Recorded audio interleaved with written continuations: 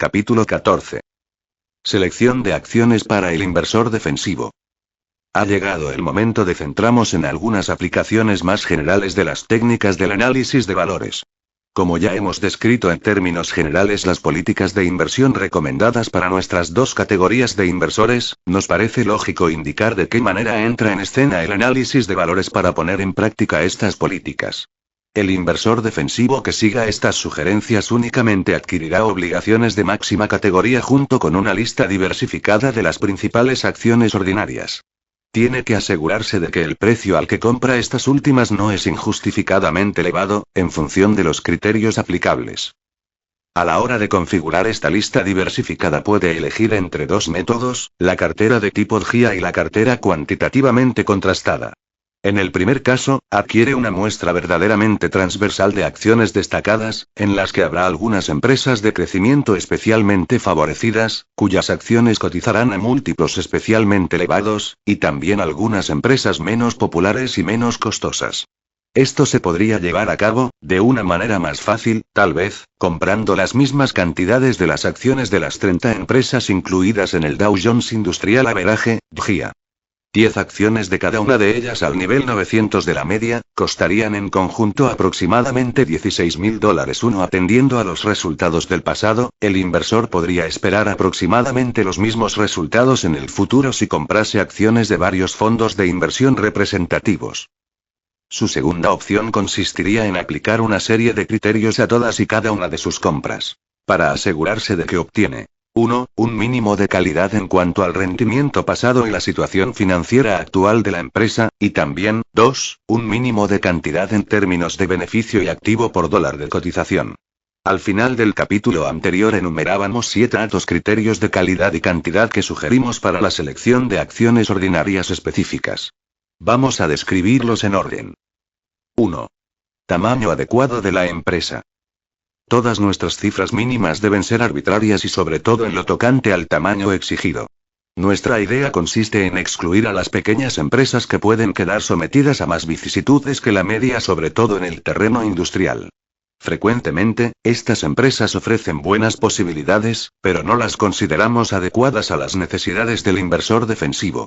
Empleemos cantidades exactas, un mínimo de $100 millones de ventas anuales en el caso de una empresa industrial y no menos de $50 millones de activo total en el caso de una concesionaria de servicios y suministros públicos. 2. Un estado financiero suficientemente sólido. En el caso de las empresas industriales, el activo circulante debería ser por lo menos el doble que el pasivo circulante, lo que se denomina ratio circulante 2:1.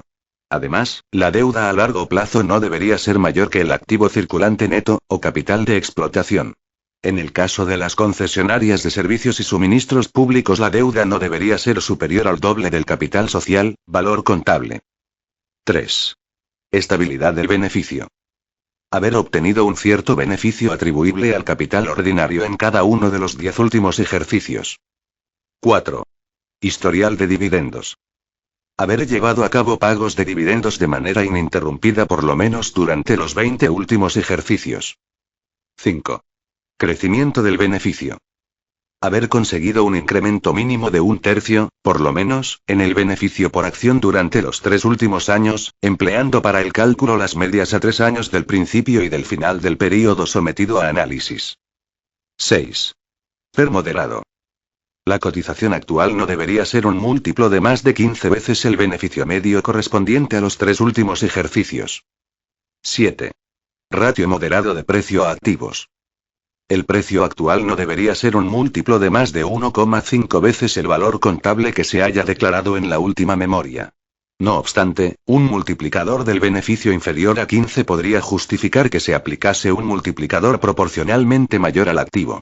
Como regla básica de fácil aplicación sugerimos que el producto del multiplicador por el ratio de precio a valor contable no debería exceder de 22,5. Esta cifra corresponde a 15 veces los beneficios y 1,5 veces el valor contable. De acuerdo con ella, superaría la prueba una acción que se vendiese a 9 veces los beneficios y 2,5 veces el valor del activo, etc. Comentarios generales. Estos requisitos están configurados especialmente para atender a las necesidades y el temperamento de los inversores defensivos. Eliminarán a la inmensa mayoría de las acciones ordinarias como candidatas a la cartera, de dos formas opuestas. Por una parte excluirán a las empresas que, 1, sean demasiado pequeñas, 2, se encuentren en condiciones financieras relativamente insatisfactorias, 3, tengan una lacra de déficit en su historial a 10 años, y, 4, no tengan un prolongado historial de abono continuo de dividendos. De estas pruebas, las más difíciles de superar en las actuales condiciones financieras son las de fortaleza financiera. Un considerable número de nuestras empresas más grandes y antiguamente sólidamente asentadas han experimentado un debilitamiento de su activo circulante o han sobredimensionado su endeudamiento, o ambas cosas, en los últimos años. Nuestros dos últimos criterios son excluyentes en direcciones opuestas, al exigir más ingresos y más activos por dólar de cotización de lo que proporcionarán las acciones más populares. Este no es, ni de lejos, el criterio habitual de los analistas financieros. De hecho, la mayoría de ellos insistirán en que los inversores conservadores también deben estar dispuestos a pagar precios generosos por acciones de empresas selectas. Anteriormente ya hemos expuesto nuestra opinión contraria a esas tesis. Se basa, principalmente, en la ausencia de un adecuado factor de seguridad cuando una parte demasiado grande del precio tiene que depender de unos beneficios en constante crecimiento en el futuro. El lector tendrá que decidir esta importante cuestión por sí mismo, después de ponderar los argumentos de las dos tendencias. No obstante, hemos optado por incluir un modesto requisito de crecimiento durante la última década. Sin ese crecimiento, la empresa típica mostraría un retroceso, por lo menos en términos de beneficio por dólar de capital invertido. No hay ningún motivo para que el inversor defensivo incluya ese tipo de empresas, aunque si el precio es suficientemente bajo, podrían cumplir los requisitos para ser consideradas oportunidades de ocasión. La cifra máxima sugerida de 15 veces los beneficios bien podría acabar generando una cartera típica con un multiplicador promedio de, por ejemplo, entre 12 y 13 veces. Hay que tener en cuenta que en febrero de 1972 American Telephone cotizaba a 11 veces sus beneficios trienales, y corrientes, y Standard Oil of California a menos de 10 veces sus últimos beneficios. Nuestra recomendación básica es que la cartera de acciones, cuando se adquiera, tenga un ratio de beneficio a precio, el inverso del PER, por lo menos tan elevado como el tipo aplicable de las obligaciones de máxima categoría. Esto significaría un PER Anaconda no superior a 13,3 en comparación con un rendimiento de una obligación AA de 7,5%. Aplicación de nuestros criterios al GIA a finales de 1970. Todos los criterios que hemos sugerido eran superados por las acciones incluidas en el GIA. A finales de 1970, aunque dos de ellas lo hacían rozando el listón. A continuación ofrecemos un estudio basado en el precio de cierre de 1970 y las cifras correspondientes.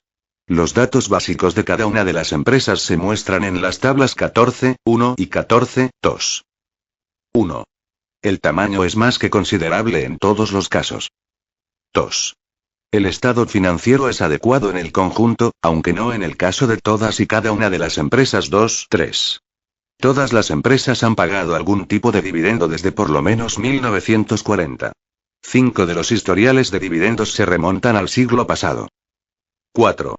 El beneficio conjunto ha sido bastante estable en la última década. Ninguna de las empresas ha declarado un déficit durante el próspero período 1961-1969, pero Chrysler arrojó un pequeño déficit en 1970. 5. El crecimiento total, comparando las medias a 3 años distanciadas una década, fue del 77%, o aproximadamente el 6% por año. Sin embargo, 5 de las empresas no obtuvieron un crecimiento de un tercio. 6.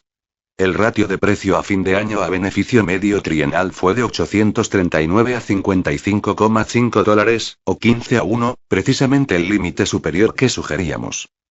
7. El ratio de precio a valor neto del activo fue de 839 a 562, también dentro del límite que sugeríamos de 1,5:1.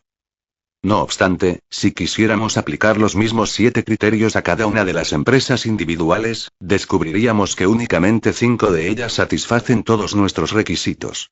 Esas 5 serían las siguientes: American Can, American Telephone y Teléfono, Anaconda, Swift y Woolworth. Los totales de estas 5 empresas aparecen en la tabla 14.3. Naturalmente, ofrecen unos resultados estadísticos muy superiores a los del GIA en conjunto, salvo en lo relativo a la tasa de crecimiento obtenido en el pasado. 3. Nuestra aplicación de criterios específicos a este grupo selecto de acciones de empresas industriales indica que el número de empresas que superen todos y cada uno de nuestros criterios será un porcentaje relativamente reducido de la totalidad de acciones cotizadas de empresas industriales. Nos aventuramos a lanzar la hipótesis de que a finales de 1970 se podrían haber encontrado 100 acciones de este tipo en la Stock Guide de Standard & Poor's, lo que es más o menos suficiente para ofrecer al inversor una gama satisfactoria para realizar su selección personal. La solución de las concesionarias de servicios y suministros públicos. Si entrásemos en el terreno de las acciones de concesionarias de servicios y suministros públicos, nos encontraríamos con una situación mucho más acogedora para el inversor. En este terreno la inmensa mayoría de acciones parecen estar fabricadas a troquel, a juzgar por su historial de rendimiento y sus ratios de precio, para ajustarse a las necesidades del inversor defensivo, tal y como nosotros las concebimos. En las pruebas a las que sometemos las acciones de concesionarias de servicios públicos excluimos uno de nuestros criterios, el ratio de activo circulante a pasivo circulante. En este sector el factor de capital de explotación se cubre por sí solo, en el marco de la financiación continua del crecimiento mediante la colocación de obligaciones y acciones. Sí que exigimos una adecuada proporción de recursos propios a recursos ajenos. 4. En la tabla 14.4 presentamos un resumen de las 15 acciones incluidas en la media de concesionarias de servicios y suministros públicos del Dow Jones. A efectos comparativos, la tabla 14.5 ofrece una imagen similar de una selección aleatoria de otras 15 concesionarias tomada del listado de cotización de la NYSE. A principios de 1972 el inversor defensivo podría haber tenido una amplia selección de acciones ordinarias de concesionarias de servicios públicos, y todas ellas habrían superado nuestros requisitos tanto de rendimiento como de precio. Estas empresas le hubiesen ofrecido todo lo que podía exigir de unas inversiones en acciones ordinarias elegidas de manera sencilla. En comparación con las empresas industriales destacadas que tienen representación en el GIA, ofrecían un historial de crecimiento en el pasado casi igual de positivo, en combinación con unas menores fluctuaciones de las cifras anuales, ambas cosas con un menor precio en relación tanto a los beneficios como a los activos. La rentabilidad por dividendo era sustancialmente mayor.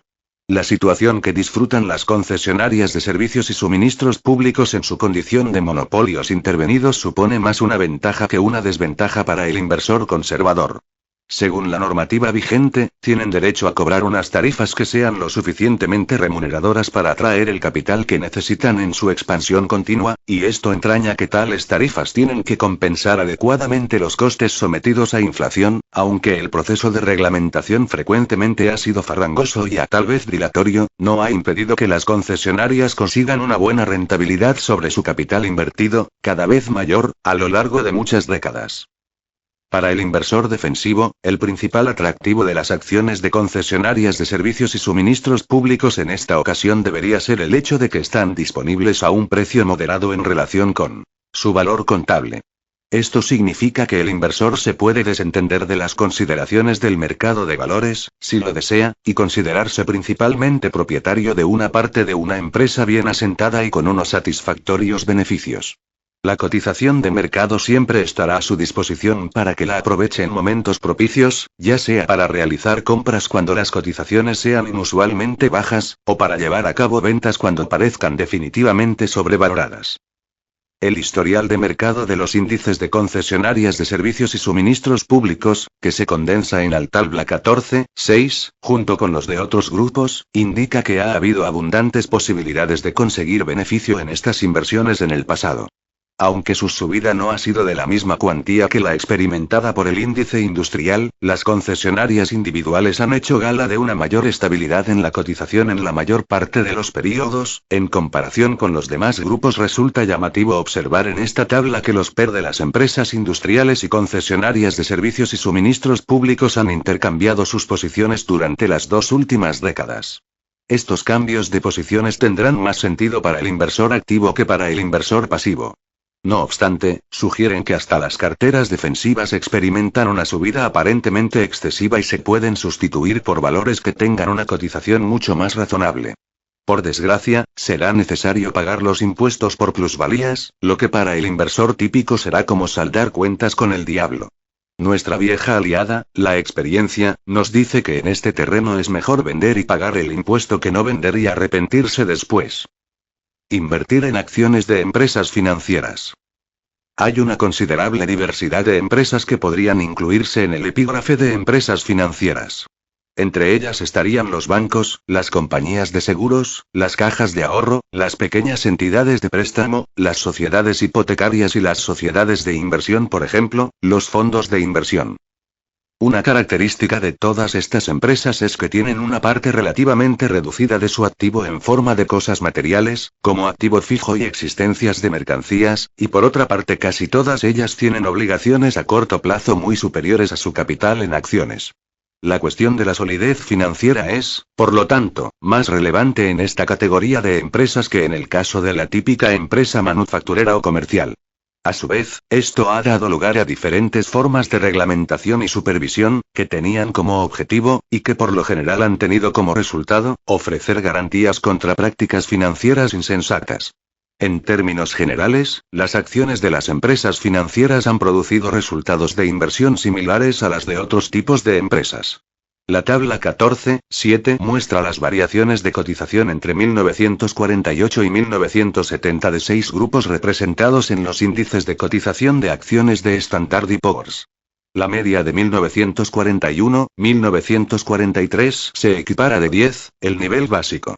Las cifras de cierre de ejercicio de 1970 oscilaban entre 44,3 en el caso de los 9 bancos de Nueva York y 218 en el caso de las 11 compañías de seguros de vida. Durante los intervalos intermedios se produjeron considerables variaciones en los respectivos movimientos de las cotizaciones. Por ejemplo, las acciones del Banco New York City tuvieron unos resultados bastante positivos entre 1958 y 1968. En contraste, el espectacular grupo de compañías de seguro de vida perdió terreno entre 1963 y 1968. Estos movimientos desiguales se encuentran en muchos, tal vez en la mayoría, de los diferentes grupos sectoriales representados en los índices de Standard & Poor's. No podemos hacer indicaciones muy útiles aplicables a esta amplia área de inversión, salvo aconsejar que se apliquen los mismos criterios aritméticos del precio en relación con los beneficios y el valor contable a la selección de empresas de este grupo, tal y como hemos sugerido para las inversiones en los campos industriales y de concesionarias de servicios y suministros públicos. Valores de ferrocarriles. La historia de los ferrocarriles es muy diferente a la de las concesionarias de los servicios y suministros públicos. Las transportistas han sufrido graves problemas como consecuencia de la combinación de una intensa competencia y una estricta reglamentación. Su problema de costes laborales también ha sido difícil, pero este tipo de problemas no se limita únicamente a los ferrocarriles. Los automóviles, los autobuses y las líneas aéreas les han robado la mayoría de su negocio de pasajeros, y lo que les ha quedado ha sido la porción menos rentable. Los camiones se han apoderado de una buena parte del tráfico de carga. Más de la mitad del tendido de ferrocarriles del país ha estado en quiebra, o en administración concursal, en diversas ocasiones durante los 50 últimos años. Sin embargo, este medio siglo no ha sido todo de cuesta abajo para estas empresas de transporte ferroviario. Ha habido períodos de prosperidad para este sector, en especial en los años de la guerra. Algunas de las líneas de ferrocarriles consiguieron mantener su capacidad de generación de beneficios y sus dividendos a pesar de las dificultades generales. El índice Standard & Poor's creció varias veces desde el punto mínimo de 1942 hasta el máximo de 1968, y no se quedó muy por debajo del porcentaje de subida experimentado por el índice de concesionarias públicas. La quiebra del Penn Central Transportation Co., el ferrocarril más importante de Estados Unidos, en 1970 conmocionó al mundo financiero. Hacía solamente 1 y 2 años las acciones del ferrocarril habían alcanzado la cotización más elevada de su prolongada historia, y había venido pagando dividendos de manera continuada desde hacía más de 120 años. En la página 466 exponemos un breve análisis de lo ocurrido con este ferrocarril, para ilustrar de qué manera un estudiante competente podría haber detectado la aparición y crecimiento de puntos débiles en la imagen de la empresa y podría haber recomendado la venta de sus valores. El nivel de mercado de las acciones de los ferrocarriles, en conjunto, se vio seriamente afectado por ese desastre financiero. Por lo general no es sensato hacer recomendaciones generalizadas respecto de categorías completas de valores, y por el mismo motivo tampoco lo es emitir condenas generalizadas. El historial de la cotización de las acciones de los ferrocarriles que se recoge en la tabla 14.6 muestra que el grupo, en conjunto, ha ofrecido frecuentemente oportunidades de conseguir grandes beneficios. Sin embargo, en nuestra opinión, los grandes crecimientos, en sí mismos, no solían estar garantizados. Limitemos nuestra sugerencia a lo siguiente. No hay ningún motivo convincente para que el inversor tenga en cartera acciones de ferrocarriles. Antes de comprar cualquiera de tales acciones, debería asegurarse de que está consiguiendo tanto valor a cambio de su dinero que sería poco razonable buscar otra cosa en otro sector. Selectividad para el inversor defensivo. A todos los inversores les gustaría que su lista de inversiones fuese mejor o más prometedora que la media. Por lo tanto, el lector se preguntará si, en el caso de que consiga los servicios de un asesor o un analista de valores competente, no debería poder dar por descontado que esos profesionales le van a facilitar un conjunto de inversión de una categoría realmente superior a la media. Después de todo, podría decir, las reglas que acaba de esquematizar son bastante sencillas y fáciles de seguir. Un analista con mucha formación debería ser capaz de utilizar toda su habilidad y todo su conocimiento técnico para mejorar sustancialmente algo tan básico como el listado del Dow Jones. De lo contrario, ¿para qué sirven todas esas estadísticas, cálculos y valoraciones dogmáticas? Supongamos, a modo de prueba práctica, que hubiésemos pedido a 100 analistas de valores que eligiesen las 5 mejores acciones del Dow Jones Average que se pudiesen comprar a finales de 1970. Pocos de ellos habrían coincidido con selecciones idénticas y muchas de las listas habrían sido absolutamente diferentes a las otras. Esto no es tan sorprendente como puede parecer a primera vista. El motivo subyacente es que la cotización actual de cada acción destacada refleja con bastante exactitud los factores más importantes de su historial financiero, más la opinión general sobre sus perspectivas futuras. Por lo tanto, la opinión de cualquier analista de que una acción es mejor candidata a la compra que el resto debe basarse en gran medida en sus propias predisposiciones y expectativas personales, o en el hecho de que conceda más importancia a un conjunto de factores que a otro en su trabajo de evaluación. Si todos los analistas coincidiesen en que las acciones de una empresa concreta eran mejores que todas las demás, la cotización de esa acción subiría rápidamente hasta un nivel que contrarrestaría y anularía todas sus ventajas anteriores. Nuestra afirmación de que la cotización vigente refleja tanto los hechos conocidos como las expectativas futuras pretendía destacar los dos criterios en los que se basan las valoraciones de mercado. En correspondencia con estos dos tipos de elementos de valor, hay dos métodos esencialmente diferentes de realizar el análisis de valores. Por supuesto, todos los analistas competentes miran hacia el futuro, en vez de centrar su mirada en el pasado, y son conscientes de que su trabajo es bueno o malo en función de lo que vaya a pasar, y no en función de lo que ya ha pasado. No obstante, el propio futuro puede ser abordado de dos formas diferentes, que podrían denominarse la forma de la predicción, o proyección, y la forma de la protección. Los que hacen hincapié en la predicción se esforzarán por tratar de anticipar con bastante exactitud lo que la empresa va a conseguir en los años venideros, en especial, si los beneficios arrojarán un crecimiento pronunciado y sostenido. Estas conclusiones se pueden basar en un estudio muy cuidadoso de factores como la oferta y la demanda en el sector, el volumen, el precio y los costes, o, alternativamente, se pueden extraer de una proyección relativamente simplona que se limite a trasladar la línea de crecimiento pasado hacia el futuro.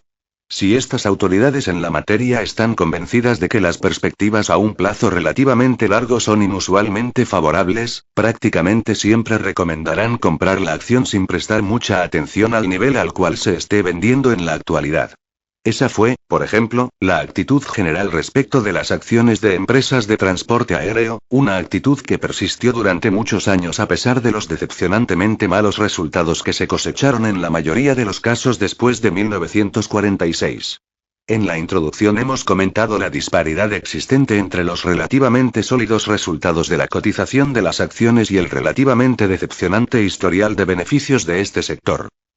Por el contrario, los que destacan la protección siempre se interesan especialmente por la cotización de la acción en el momento en el que se está realizando el estudio.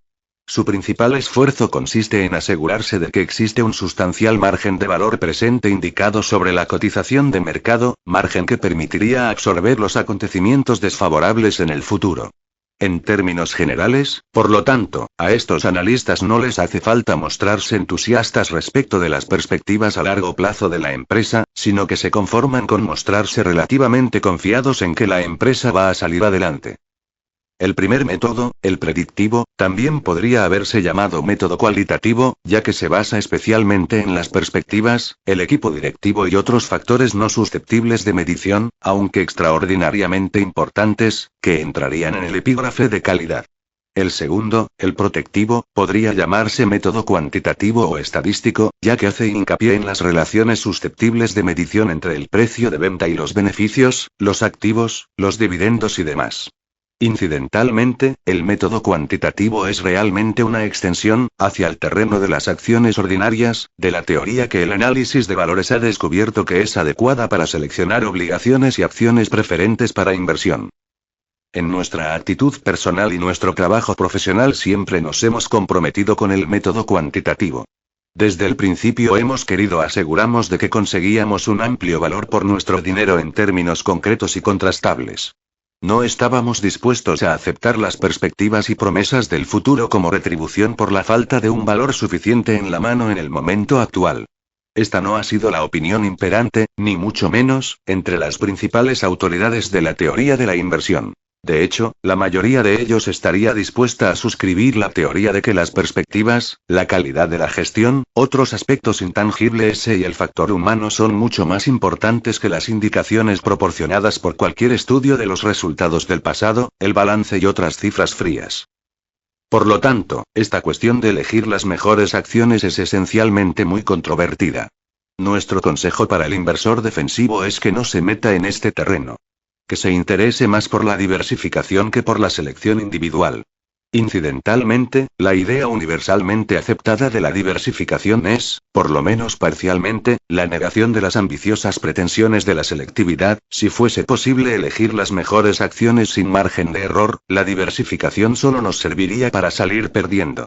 Sin embargo, dentro de los límites de las 4 reglas más generales para la selección de acciones ordinarias que sugerimos para el inversor defensivo, en las páginas 139, 140, hay margen para ejercer una considerable libertad de preferencia. En el peor de los casos, el hecho de ceder ante estas preferencias no debería resultar nocivo. En el resto de los casos, tal vez añada algo valioso a los resultados. Con la creciente importancia que están adquiriendo los avances tecnológicos en los resultados a largo plazo de las empresas, el inversor no puede dejar esta cuestión al margen de sus cálculos.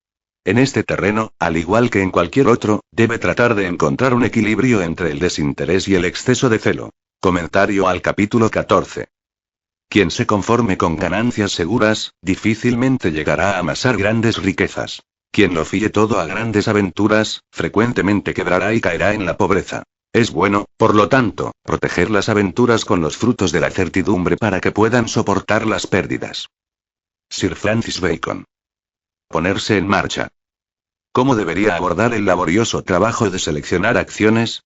Graham sugiere que el inversor defensivo podría, de la manera más sencilla, comprar acciones de todas las empresas presentes en el Dow Jones Industrial Average. Hoy en día, el inversor defensivo puede hacer algo mejor aún. Comprar un fondo de índice total de mercado que tenga en cartera prácticamente todas las acciones que merezca la pena tener. Un fondo de inversión de índice de bajo coste es el mejor instrumento creado jamás para inversión en acciones con bajo mantenimiento, y cualquier esfuerzo para mejorar sus resultados exige más trabajo, y genera más riesgo y mayores costes, de lo que un inversor verdaderamente defensivo podría justificar. No es necesario investigar y seleccionar sus propias acciones. De hecho, para la mayor parte de las personas, ni siquiera es aconsejable hacerlo. No obstante, algunos inversores defensivos disfrutan con la diversión y el desafío intelectual de seleccionar acciones de empresas individuales, y, si ha sobrevivido usted a un período de bajada del mercado y todavía sigue disfrutando con la selección de acciones, no hay nada que ni Graham ni yo pudiéramos decir para disuadirle. En tal caso, en vez de integrar toda su cartera con un fondo de índice de mercado total, emplee este tipo de fondo de inversión como cimiento de su cartera. Cuando ya haya instalado ese cimiento, podrá experimentar marginalmente con su propia selección de acciones. Mantenga el 90% del dinero invertido en acciones de un fondo de índice, y deje el 10% aparte para poder elegir sus propias acciones. Únicamente después de que haya creado ese núcleo esencial podrá dedicarse a experimentar. Para descubrir por qué es tan importante esta amplia diversificación, le rogamos que lea el recuadro de la página 406. ¿Por qué diversificarse? Durante el período alcista de mercado de la década de 1990, una de las críticas que más habitualmente se vertía en contra de la diversificación era que reducía el potencial de obtener una elevada rentabilidad. Después de todo, si se podía identificar el siguiente Microsoft, ¿no sería sensato colocar todos los huevos en esa cesta? Claro, por supuesto. Como dijo una vez el humorista Will Rogers, no hagan apuestas. Cojan todos sus ahorros y compren una buena acción, consérvenla hasta que suba, y después véndanla. Si no sube, no la compren. No obstante, como Rogers sabía, ser capaz de predecir el futuro con una exactitud del 100% no es un don que haya sido otorgado a la mayor parte de los inversores. Por muy confiados que nos sintamos, no hay forma humana de saber si una acción va a subir después de que la hayamos comprado. Por lo tanto, la acción que usted considere que puede ser la siguiente Microsoft podría acabar siendo la siguiente MicroStrategy. Esta antigua estrella del mercado pasó de costar $3.130 por acción en marzo de 2015, $10 por acción a finales de 2002, una pérdida apocalíptica del 99,5%. Mantener el dinero repartido entre muchas acciones y sectores es el único seguro fiable que nos protege frente al riesgo de equivocarnos. Sin embargo, la diversificación no solo reduce las probabilidades de equivocarse. También aumenta al máximo las probabilidades de acertar. Durante periodos prolongados de tiempo, unas pocas acciones se convierten en superacciones que suben el 10.000% o más. La revista Money identificó las 30 acciones con mejores resultados de los 30 años concluidos en 2002, e incluso con la perspectiva que ofrece el tiempo la lista es desconcertantemente imprevisible. En vez de estar compuesta por muchas acciones de empresas tecnológicas o de asistencia sanitaria, en la lista tienen un lugar Southwest Airlines, Worthington Steel, Dollar General Discount Stores y el fabricante de tabaco en polvo, Rapé, Ust Incorporated 2. Si piensa que podría haber estado dispuesto a hacer una gran apuesta en cualquiera de estas acciones en 1972, se está engañando a sí mismo. Enfóquelo de esta manera. En el enorme pajar del mercado, solo unas pocas agujas acabarán generando beneficios verdaderamente enormes. Cuanto mayor parte del pajar posea, mayores serán las probabilidades de que acabe encontrando por lo menos una de esas agujas.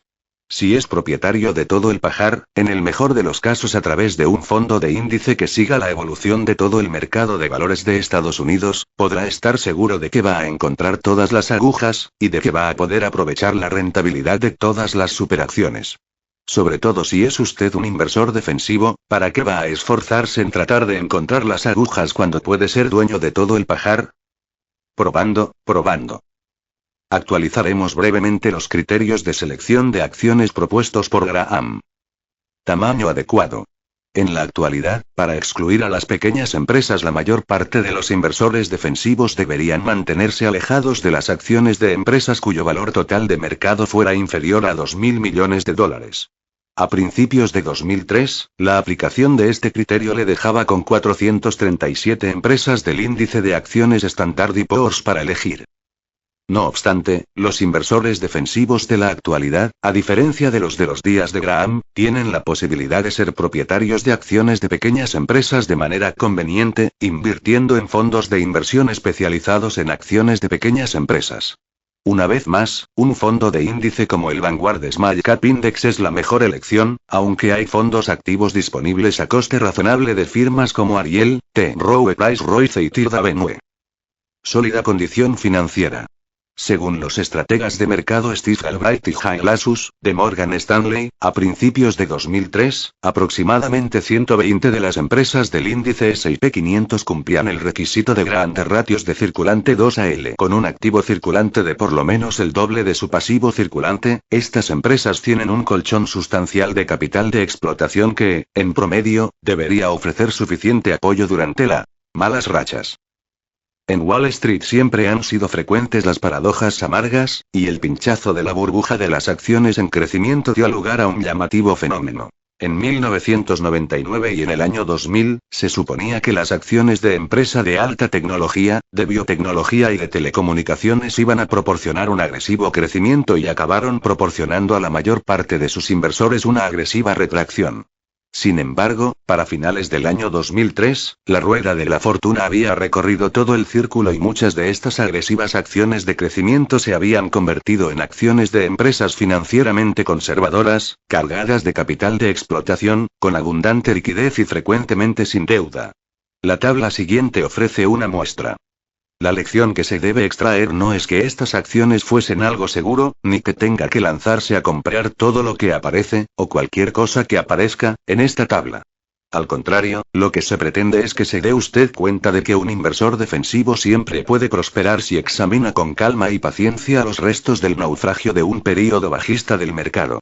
El criterio de solidez financiera propuesto por Graham sigue funcionando. Si crea una cesta diversificada de acciones de empresas cuyo activo circulante sea por lo menos el doble que su pasivo circulante, y cuya deuda a largo plazo no sea mayor que el capital de explotación, debería acabar con un grupo de empresas financiadas de una manera conservadora con gran capacidad de resistencia.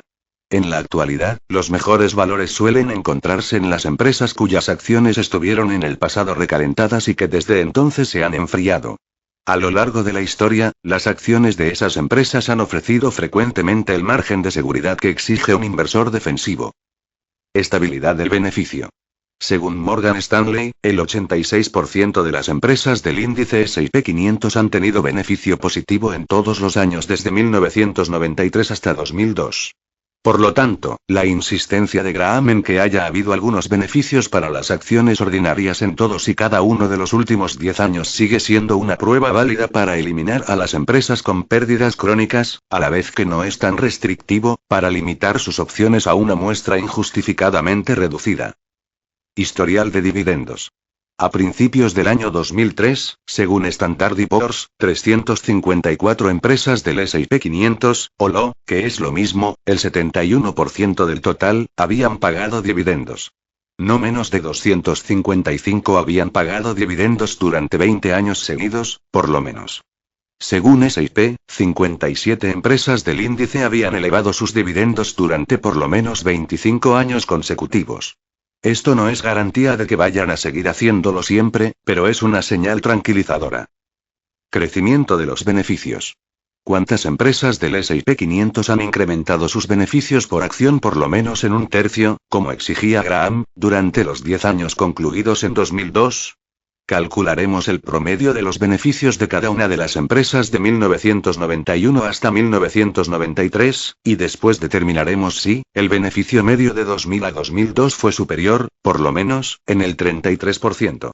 Según Morgan Stanley, 264 empresas del S&P 500 cumplían este criterio. Sin embargo, en ese terreno parece que Graham estableció un requisito muy poco exigente. Un crecimiento acumulado del 33% durante una década es menos de un incremento anual medio del 3%. Un crecimiento acumulado del beneficio por acción de por lo menos el 50%, o lo que es lo mismo, un incremento anual medio del 4%, es un poquito menos conservador. Nada menos que 245 empresas del índice S&P 500 cumplían ese criterio a principios de 2003, con lo que el inversor defensivo tenía a su disposición una amplia lista para elegir. Si se duplica el requisito de crecimiento acumulado hasta el 100% o el 7% de crecimiento anual medio, serían 198 empresas las que superarían el corte. PER moderado. Graham recomienda que se limite a acciones cuya cotización actual no sea más de 15 veces el beneficio medio de los 3 últimos años. Increíblemente, la práctica imperante en la actualidad en Wall Street consiste en valorar las acciones dividiendo su cotización actual por una cifra denominada beneficio del siguiente año. De esta manera se obtiene lo que en ocasiones se denomina PER adelantado. No obstante, es una insensatez calcular un ratio precio/beneficios dividiendo el precio actual conocido entre los beneficios futuros desconocidos. A largo plazo, el gestor de patrimonios David Reman ha demostrado que el 59% de las previsiones de beneficio de consenso de Wall Street hierran el objetivo por un margen mortificantemente grande, ya sea al subestimar o al sobrevalorar los beneficios declarados reales en, como mínimo, el 15%. Invertir el dinero atendiendo a lo que estos charlatanes y míopes predicen para el año venidero es tan peligroso como ofrecerse voluntario a sostener la diana en un torneo de tiro al blanco para ciegos. Lo que tiene que hacer es calcular usted mismo el PER de la acción, utilizando la fórmula de Graham de precio actual dividido entre beneficio medio de los 3 últimos años. A principios de 2003, ¿cuántas de las acciones del S&P 500 estaban valoradas a un máximo de 15 veces sus beneficios medios de 2000 a 2002? Según Morgan Stanley, un generoso total de 185 empresas superaban la prueba de Graham. Moderado ratio precio a valor contable. Graham recomendaba un ratio de precio a activos o ratio de precio a valor contable, de no más del 1,5.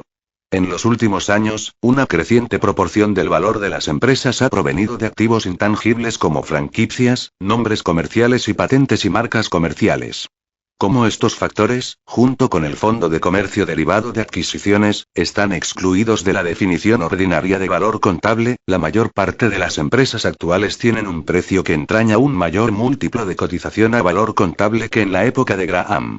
Según Morgan Stanley, 123 de las empresas del S&P 500, o lo que es lo mismo, una de cada 4, tienen un precio inferior a 1,5 veces el valor contable. En conjunto, 273 empresas, o el 55% del índice, tienen unos ratios de precio a valor contable de menos de 2,5. ¿Qué ocurre con la sugerencia de Graham de que multiplique el PER por el ratio de precio a valor contable y compruebe si el número resultante queda por debajo de 22,5? Atendiendo a datos de Morgan Stanley, por lo menos 142 acciones del índice S&P 500 podrían superar esa prueba a principios de 2003, y entre ellas está Dana Corp, Electronic Data Systems, Sun Microsystems y Washington Mutual. Por lo tanto, el multiplicador combinado de Graham sigue funcionando como filtro inicial para identificar acciones con una cotización razonable. Tareas obligatorias. Por muy defensivo que sea usted como inversor, en el sentido que da Graham al término de estar interesado por reducir el trabajo que dedica a la selección de acciones, hay un par de cosas que no puede dejar de hacer. Hacer los deberes. A través de la base de datos EDGAR, en www.sec.gov, tendrá acceso instantáneo a los informes anuales y trimestrales de las empresas, junto con la declaración o folleto informativo que revela la retribución de los directivos, el número de acciones que poseen y los posibles conflictos de intereses. Lea por lo menos la información correspondiente a 5 años. Vigilar el vecindario. En sitios web como kitake.morningstar.com, finance.yahoo.com y www.kiken.com puede comprobar fácilmente qué porcentaje de las acciones de una empresa pertenece a instituciones. Cualquier cifra por encima del 60% sugiere que una acción no es suficientemente conocida y que probablemente está repartida en un número demasiado limitado de participaciones de gran tamaño. Cuando las grandes instituciones venden, suelen hacerlo al unísono, con resultados catastróficos para la acción. Imagine a todas las animadoras de un equipo de baloncesto cayéndose a la vez desde el borde del escenario, y se podrá hacer una idea de la situación. Esos sitios web también le indicarán a quién pertenecen las mayores participaciones en la empresa. Si son firmas de gestión de fondos que invierten siguiendo un estilo similar al suyo, es una buena señal.